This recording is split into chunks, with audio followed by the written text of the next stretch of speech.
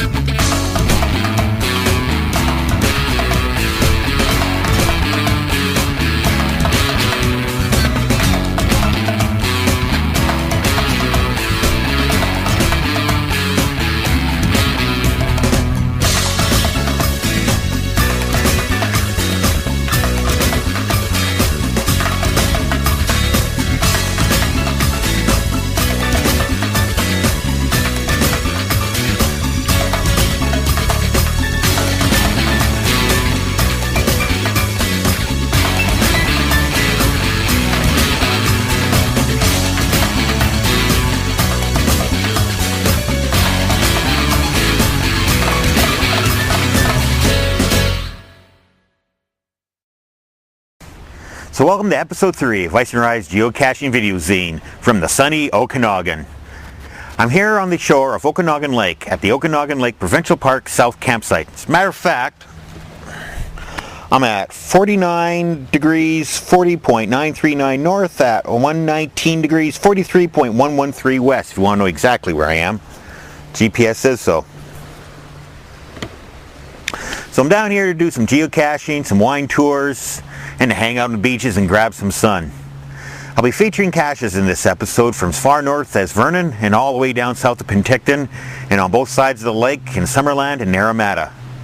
Folks, it's going to be a fun show, so sit back, relax, grab a little something to drink, and enjoy. 108 Mile House Heritage Site.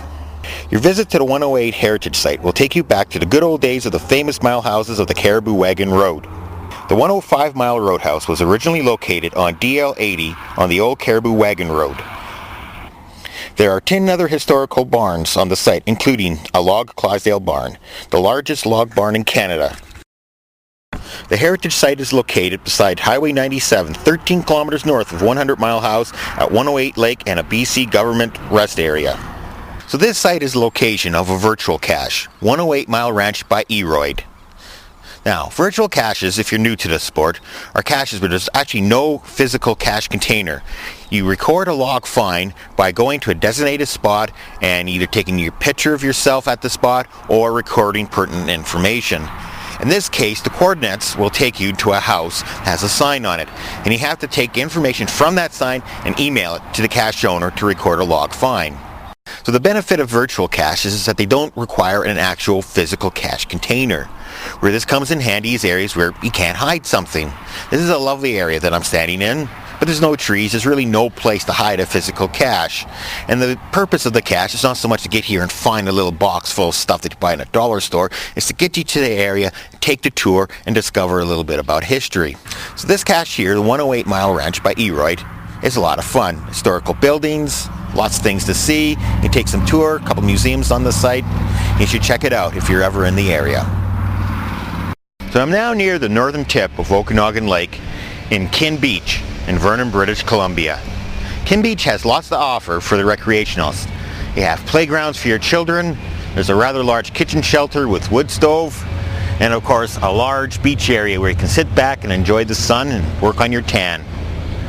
There are tall cottonwood trees to provide shade for those who require it, and a large grassy field where you can bring out your frisbee and have fun with your friends. So you know I'm here because there's a cache nearby. The cache is called 787 Vernon by Chris S. It took me a couple minutes to find it. It is a very well disguised cache. One of the best that I've ever seen. It's a little different than your standard cache, not quite buried underneath the tree, but I'm not going to give away too many details. However, I just have to say, Chris, very creative, very good. I think I may even steal the idea for myself. I haven't seen a cache quite like this since the Heritage Trail Challenge series by PG Goldwing in my home, Prince George. Dude, you got it going on. So if you're ever near the Vernon area, make sure you check out 787 Vernon by Chris S. Welcome to Kelowna, what some would consider the crown jewel of the Okanagan, and also home of the Kelowna Rockets, or as we up in Prince George like to call them, the Kelowna Ogopogos. But Unlike that mythical lake creature, these guys are for real. But that's for another show. So I'm standing on a lookout about halfway up Knox Mountain, looking for two caches in particular. One is called Knox Mountain Treasure, the other is called the Christmas Knox Mountain Cache. First, let's take a look at Knox Mountain. Knox Mountain was named for Arthur Booth Knox, a pioneer farmer. The park was dedicated in 1967, Canada's centennial year, for the entire community to enjoy. While you're here, have a look for Paul's Tomb and visit the S.M. Simpson Pavilion located at the top of Knox Mountain. So with that little history lesson, let's go looking. Okay, so we've driven up the mountain a ways. We're to a point where the GPS claims we're 88 meters away from the cache. It's that way. So we're going to park the van here, we're going to grab the kids, and let's go find this puppy. So we're now within 10 meters of the cache. It's located in this group of trees somewhere behind me. Okay, I'm not going to show you the exact location, I haven't quite found it myself. But that's the fun part, isn't it? Trying to find these little things. So anyways, it tells me it's that way, off I go. Here, little cache, where are you? Success! Here it is. Let's pop this puppy open and see what we have. Well, as usual, logbook. Let's take some time to see what's inside here.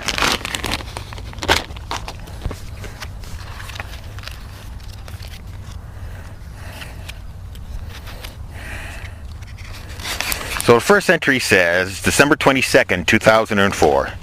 Today we went out and did some Christmas decorating. Then we came here to hide a geocache. If you found this, good work. If you haven't, then you're probably not reading this, so it's all good anyways. Merry Christmas and happy geocaching. First to find, woohoo! Tubby and the Lantern took 2 trips up the mountain cause I forgot my headlamps. Night caching rocks. Merry Christmas. Cheated and drove through Magic Estates. Ooh. Don't know where Magic Estates is, but I'm parked 80 meters from here, so it couldn't have been that big of a cheat. January 16th, 2005, Kootenai Pirates. Enjoyed our trudge up the cache. I gotta learn to read. January 16th, 2005, Kootenai Pirates. Enjoyed our trudge up to the cache in the snow. Took the wee turtle. Left the moose and a pirate token. Thanks for the cache. The Kootenai Pirates. And that's about it. So I'll make my entry into here. Now, what do we have for goodies? Let's see. We have a clip-on eagle. Floating through the air. Here's the sunflower seeds. We have a 24-in-1 thing. It's obviously some kind of toy. It looks cute. Arrow. A spade.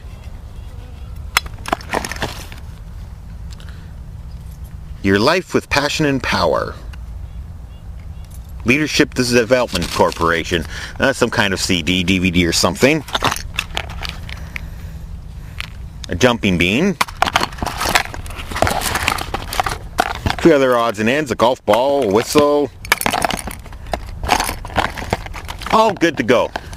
So my contribution to the cache is going to be a VCD of my first 2 episodes of my geocaching Videozine.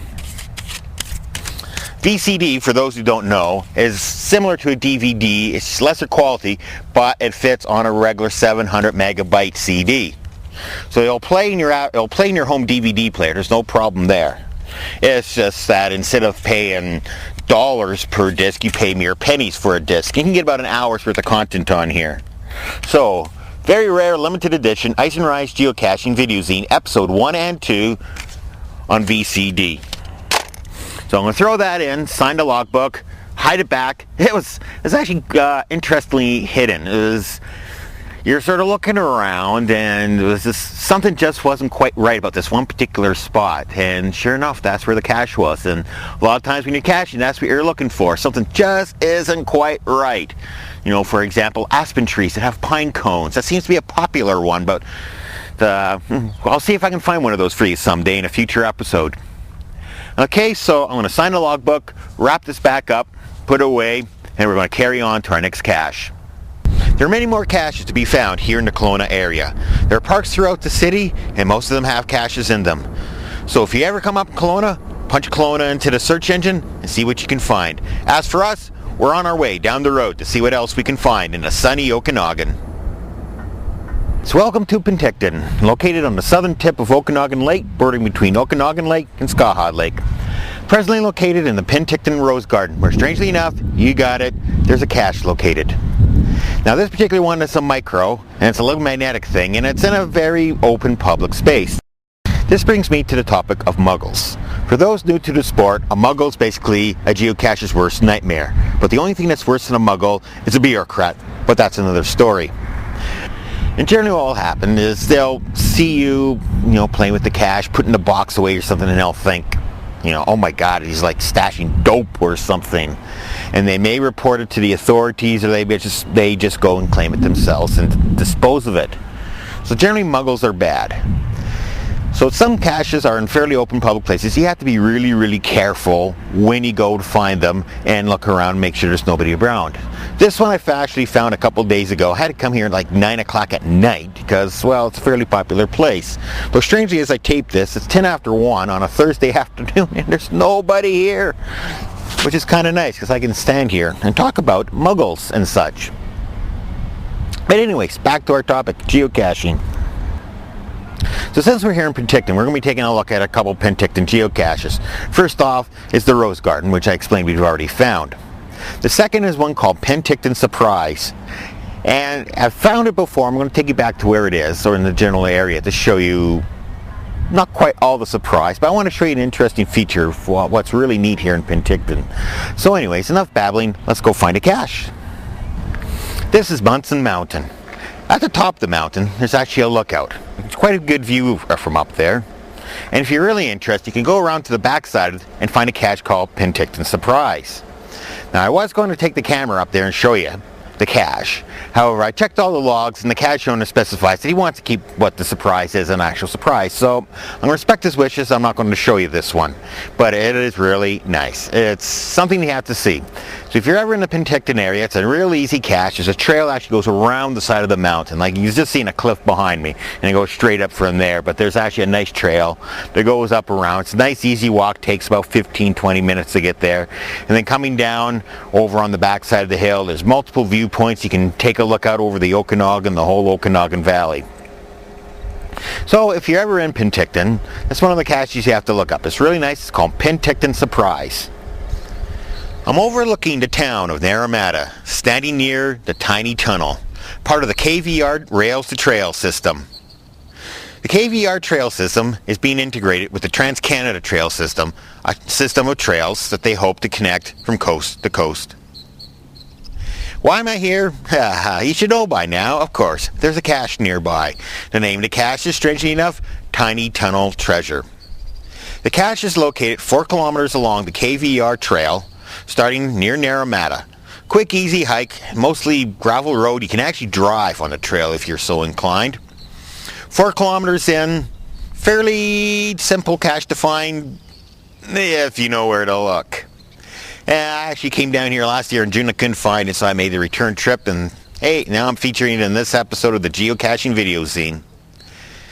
The trail itself goes past many viewpoints. You can see the Okanagan Valley, the Okanagan Lake. You can actually see across the Summerland and all the way down to Penticton. And it's a wonderful trail. And if you're ever in the neighborhood, drop on by. Don't even have to go look for the cache, but of course that's where you're going to come here. But it's just a beautiful trail in itself. One of the advantages of paperless caching is caching on impulse. On my way back from the Tiny Tunnel Treasure, I stumbled upon a cache called Creek Park Cache by V. Starman and Minky, the same guys that also did the Tiny Tunnel Cache. So I punched it up into the PDA, got a few hints, grabbed the dogs, and went for a walk. It's a short 500-meter walk from the parking lot located just up the road from where I'm standing. The path itself runs along a river, and it's nice and cool, well shaded by trees. GPS signal bounces around a bit, but where the actual cache is located, it's out in the open, and the signal takes you right to the spot. It's another great cache to check out if you're ever near Naramata. So I'm now standing on top of Giant's Head in Summerland. And you gotta admit, of all the views you can see of the Okanagan, this one has to rate the best. From this one point, you can see Naramata, Penticton. Over on this side, you can see one of the trestles from the Kettle Valley Railroad system. At the whole valley below, orchards, you can see everything from up here. As a matter of fact, throughout the area up here, they have these little square steel tubes. You can actually look through them, and I'll tell you what you're looking at. So why am I here? Well, of course, a cache. And the particular cache I'm looking for, it's called Yaki's Giant, and it's just about 100 meters over in that direction. And I found it last year when I was here, and when I was going to do a show on Okanagan caches, I wanted to come back and show this one specifically. It's a very special cache, and it really demonstrates one of the things that geocaching should be about. I mean, it's a nice cache, a little tricky to find. It offers a great scenic view. It's almost as good, if not better, than what you're seeing here. But there's one other little feature there that makes it very important. And well, why don't we just say we head over there and go take a look. So I found the cache right where I remember it being before, and here it is in all its glory. Nice big bucket. So let's just take a look through here. It's got the usual stuff. Oh my god, talk about a travel bug. Imagine fitting this into a little micro. I wonder what his story is.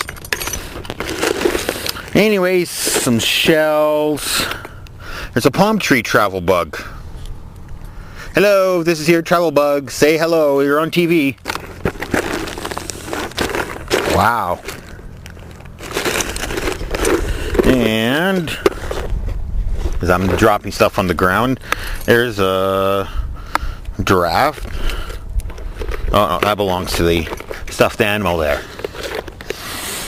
Anyways, let's pick up the stuff I'm dropping here. Put the lid back on temporarily.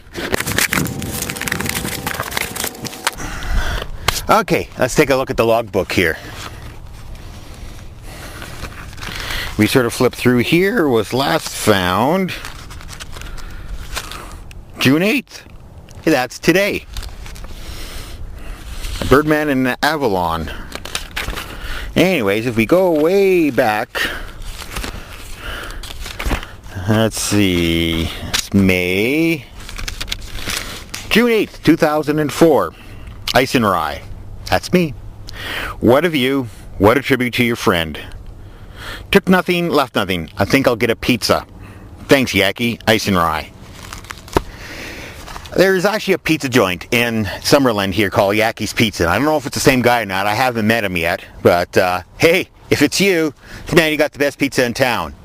That means I want a free pizza next time I'm here. So, why is this cache so special? Well, if you heard my log entry there, I mentioned it's a tribute to a friend. And I'm just going to reach over here and grab my camera. William Thomas Govan. October 8th, 1955, December 29th, 1997. Another place, another time, loved forever. Janet, Dylan, Weston, family, and friends. So this cache marks someone's favorite spot in the whole world. Isn't that incredible? You use geocaching to take people to some place that is so special to you. So, think about it. This cache has it all. It's a fun find. It was a good hike up here. Amazing view. Lots of trading goodies. And you know, someone out there, this is their favorite place on the whole planet. What more could you ask for? So that about wraps it up for this episode of Icenrye's Geocaching Videozine. I hope you enjoyed it. I have to apologize for the length of this episode. It's a little shorter than I like, but I had too much fun finding caches instead of videotaping. So for now, I'm settling down with a nice glass of white from Naramata, and I got dinner on the Barbie. The boys are in their crate. They're a little wet. They just came back from a nice swim. So until next time, have fun, cache on, and thanks for watching Icenrye's Geocaching Videozine from the sunny Okanagan. Cheers. Oh yeah.